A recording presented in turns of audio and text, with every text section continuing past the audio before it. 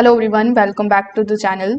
In today's video, I'm going to show you how to add or delete the fingerprints on a TEEHO fingerprint door lock in 2026. So first of all, you need to simply touch the keypad or the fingerprint sensor, which is going to look something like this in order to wake up the lock. Just make sure that the lock has sufficient battery power and that your fingerprint sensor is also clean before beginning the programming process.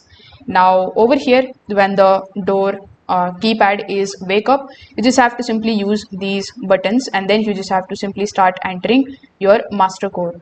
Now on most of the TEEHO fingerprint models, you will need the master code in order to access the programming functions.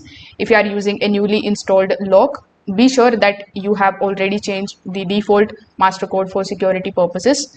Now after doing so, you just have to simply start adding the fingerprint option. When prompted, simply place the same finger on the sensor multiple times. Recent TEEHO guides also recommends scanning the finger from slightly different angles during the enrollment to improve the recognition accuracy. Just continue until the lock confirms that the fingerprint has been saved successfully. So after the registration is completed, you can just simply lock the door. You can even test the new fingerprint. Simply place your registered finger on the sensor and then you can verify the deadbolt unlocks correctly. So that's how you can basically do it.